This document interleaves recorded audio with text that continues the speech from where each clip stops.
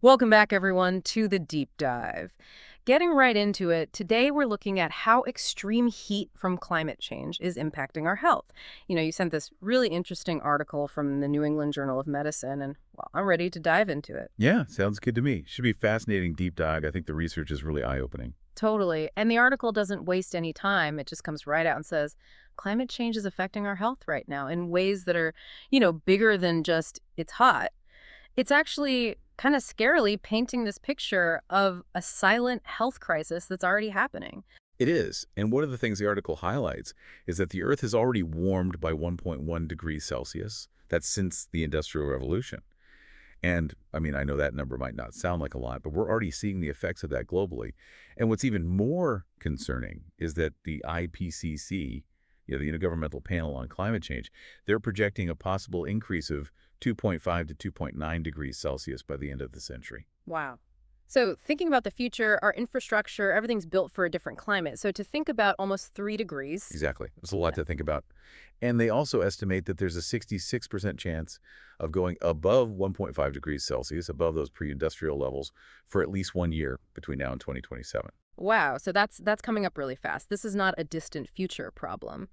And that actually reminds me, the article talks about US heat waves and how they're twice as frequent now, and they last 3 times longer than they did back in the 1960s. So, I mean, it's not just that summers are a little warmer now.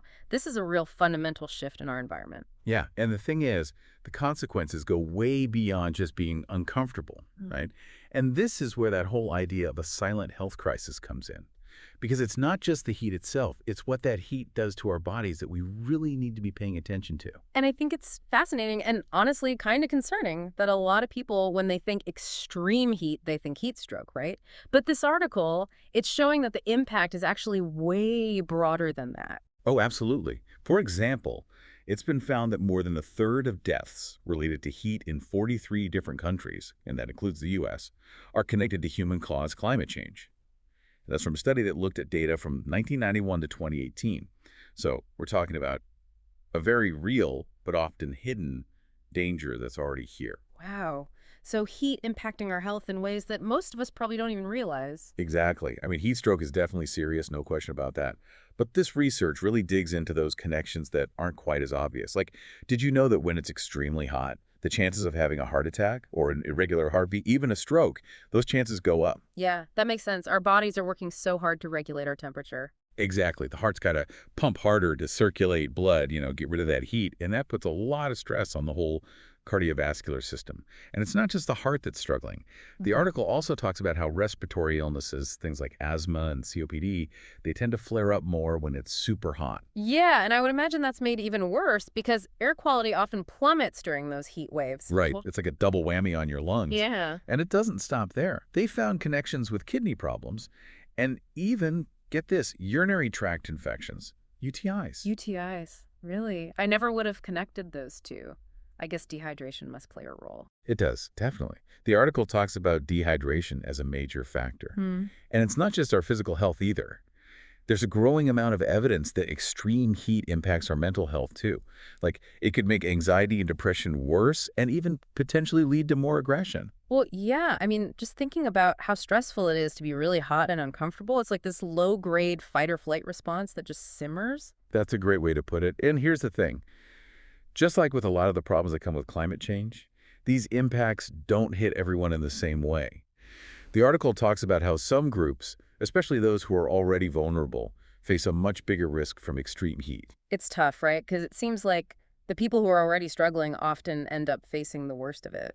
It's true, and the article really highlights those increased risks for vulnerable populations like older adults, people who already have health conditions, and people living in poverty.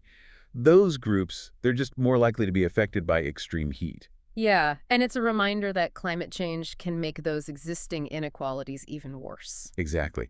And here's another thing to think about. You know how communities of color and low-income areas, they often have less green space, right? Hmm. More concrete, fewer trees. Yeah. So what happens is those areas basically become urban heat islands. They absorb and trap more heat, so it gets way hotter there compared to wealthier neighborhoods. So we're literally talking about a difference in temperature just based on where you live? Absolutely. And on top of those higher temperatures, those same communities, they often have a harder time accessing air conditioning.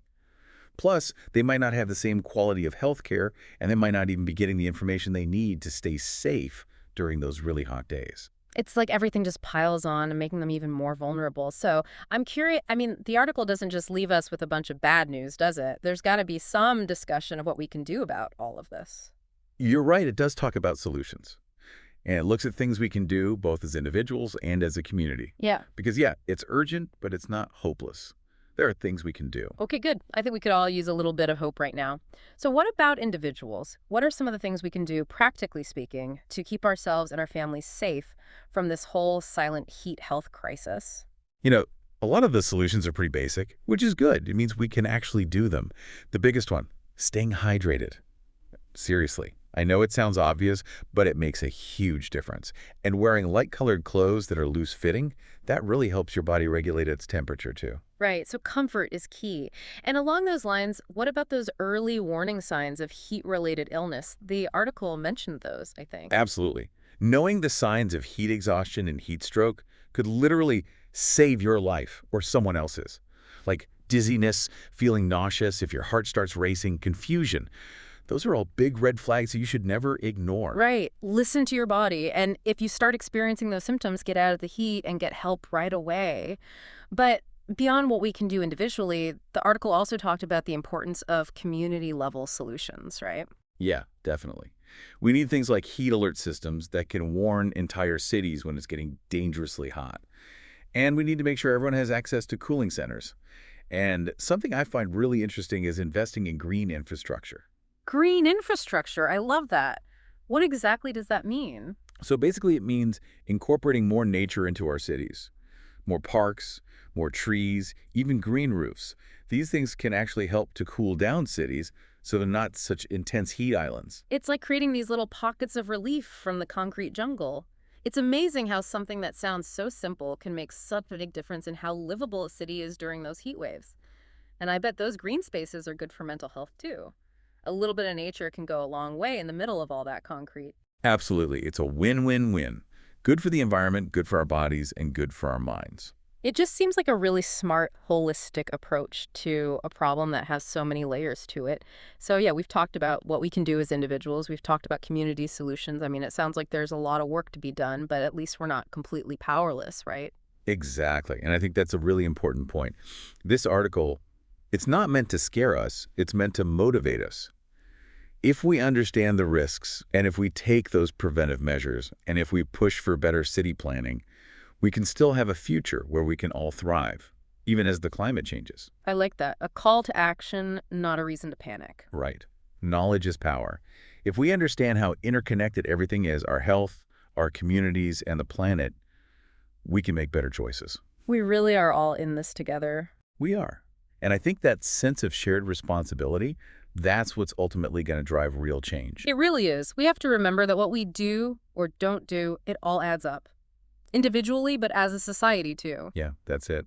And even though climate change feels huge, overwhelming, we still have the power to make choices, informed choices. Absolutely. Well, you've definitely given us a lot to think about today, that's for sure. This whole idea of a silent health crisis and how it affects vulnerable communities the most, and then all those different things we can actually do about it. It's a lot. Yeah, but hopefully it also leaves you with a little bit of hope because, the challenges are real, no doubt, but we're also capable of amazing things, right? We can innovate, we can adapt, we can care for each other. That's what I'm taking away from this, so thank you. This deep dive has been really eye-opening.